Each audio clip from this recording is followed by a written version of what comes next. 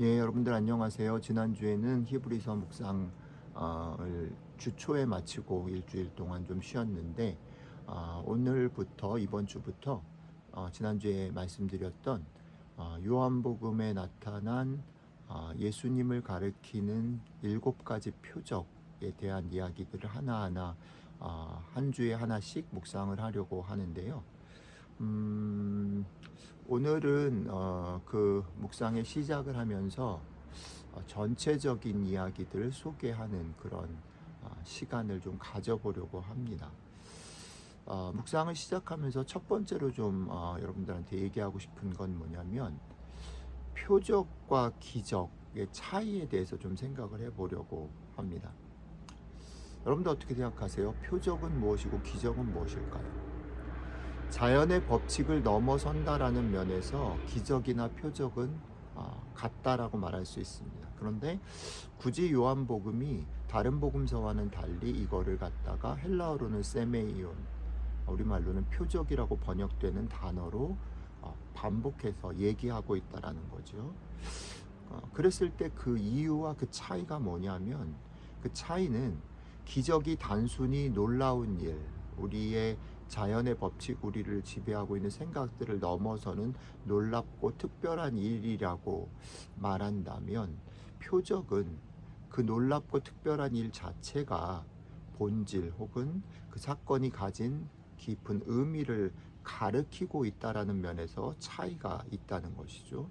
그러니까 표적 사건을 우리가 묵상할 건데, 우리가 표적 사건을 묵상할 때 이런 말이죠. 손가락이 아닌 손가락이 가리키는 달을 주목해야 한다라는 거죠. 이런 태도를 가지셔야 한다는 겁니다. 다른 식으로 설명하면 이렇게 설명할 수 있겠습니다. 우리가 고속도로를 이제 운전하고 달릴 때 이제 계속 지나가는, 여기는 뭐 뉴욕입니다. 여기는 서울입니다. 여기는 부산입니다. 이런 표지판을 볼 수 있죠. 어느 누구도 표지판을 이렇게 보면서 여기는 부산입니다 그럴 때 그 표지판이 부산이라고 생각하지는 않죠. 그 표지판을 보면서 거기가 뉴욕이라고 생각하는 사람은 없습니다. 사람들은 예외 없이 그 표지판이 소개하는 것을 그것 자체라고 보진 않습니다. 하지만 반대로 그 표지판이 소개하는 도시나 길을 그 표지판을 보면서 떠올립니다. 이렇게 가면 부산을 갈 수 있구나. 이렇게 가면 우리는 뭐 메세비뉴를 만날 수 있구나라는 것이죠. 그것이 표지판의 역할이라는 겁니다. 그것이 우리가 오늘부터 묵상하려고 하는 표적이 갖는 어떤 의미라는 거죠. 그렇기 때문에 오늘부터 시작하는 요한복음의 표적을 묵상할 때 우리는 그 표적이 무엇을 가리키는가 라고 물으면서 이 묵상에 들어갔으면 좋겠습니다.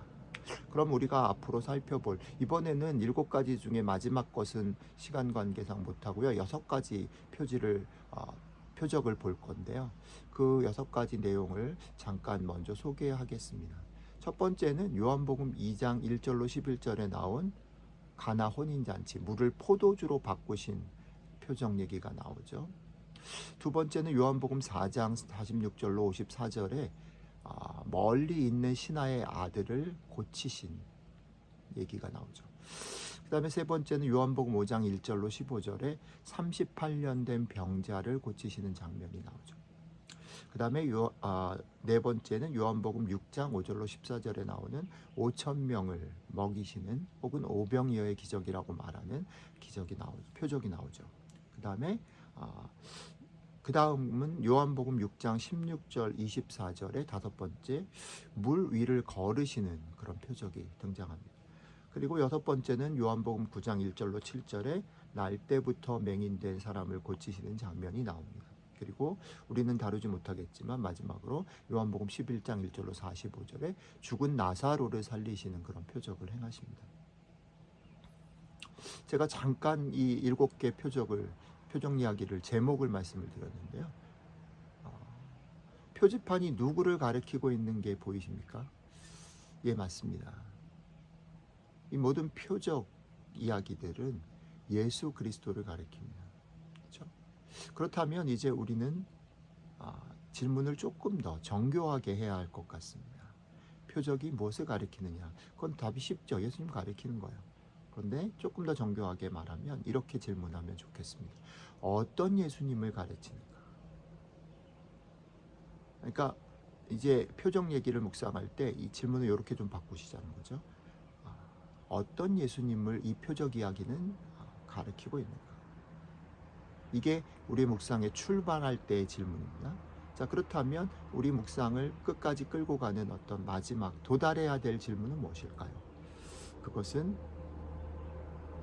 이 표적이 가르치는 어떤 예수님은 이 표적 이야기를 읽고 있는 당신에게 그러면 누구인가? 어떤 분인가? 라는 질문으로 여러분들의 묵상이 끝나야 합니다. 어떤 예수님을 얘기하는가? 그리고 그 어떤 예수님은 나에게 어떤 분인가? 왜냐하면 성경은 여러분에게 쓰신 그분의 편지이기 때문입니다. 이 두 가지 질문을 기억하시면 좋겠습니다. 한 가지만 더 말씀드릴 게 있습니다. 이번 여섯 주의 묵상은 조금 다른 방법으로, 그러니까 잠언이나 히브리서와는 좀 다른 방법으로 진행하려고 하는데요. 여러분들과 저는 이미 이 6주에 해당되는 이야기들을 많이 들었습니다. 그리고 어쩌면 제목만 얘기를 해도 그게 어떤 예수님에 대해서 그리고 그거를 통해서 우리가 어떤 것을 느껴야 되는지 어쩌면 잘 알고 있다라고, 정답을 알고 있다고 생각할지도 모르겠습니다. 그래서 제가 여러분들에게 제안하고 싶은 건 뭐냐면 이 묵상을 시작할 때 여러분들은 이 익숙한 정답을 지우고 이 묵상에 참여하셨으면 좋겠다는 겁니다. 여러분들에게 익숙한 답을 지우고 성경이 이야기하는 이야기를 천천히 따라가 보십시오라고 제안을 할 때 몇 가지 방법들을 제가 사용할 겁니다. 성경의 본문을 이렇게도 읽어보고 저렇게도 읽어보고 읽으면서 상상도 해보고 그 당시에 그런 분위기들도 느껴보시고 또 정말 저랬을까? 저 사람들은 어땠을까? 질문도 던져보시라는 겁니다. 조금 더 나아가면 가능하시면 그 요한복음이 얘기하는 그 스토리를 다른 복음서도 얘기한 것도 있고 아닌 것도 있는데 다른 복음서는 어떻게 얘기하고 있는지도 같이 비교해 보시면 좋겠습니다. 또 요한복음 2장에 등장하는, 4장에 등장하는, 6장에 등장하는 앞뒤의 맥락 속에서는 이 표적 얘기는 어떻게 짜여져 있고 어떻게 진행되고 있는가라는 것도 살펴보시면 좋겠습니다. 저는 6주 동안 제가 읽고 질문하고 묵상했던 다양한 방법들을 가지고 여러분들과 한 주에 한 표적씩 어떤 경우는 3번, 어떤 경우는 5번 같이 나누려고 합니다.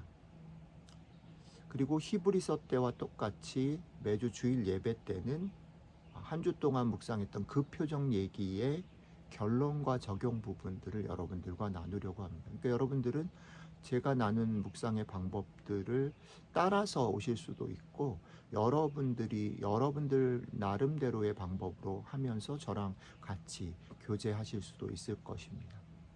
제가 나누는 영상이 여러분들의 묵상에 친구가 되거나 가이드가 될 수 있으면 좋겠습니다. 자, 이제 마지막 부탁입니다. 이제 오늘 소개를 하고 이제 이번 주에 내일이 될지 모레가 될지 나눌 텐데요. 그 나누기 전에 조금 어렵겠지만 여러분들이 제가 이미 소개한 이 7가지 혹은 6가지 표적 얘기를 그렇게 길지 않거든요. 한번 쭉 읽어보시고 그냥 질문을 해보시면 좋겠어요. 어떤 예수님을 가르치시는지, 그리고 그분은 나에게 누구인지를 생각나시는 대로 메모를 해놓으시고 저와 같이 이 묵상 여행을 하실 수 있으면 좋겠습니다. 그럼 다음 시간에 뵙겠습니다. 감사합니다.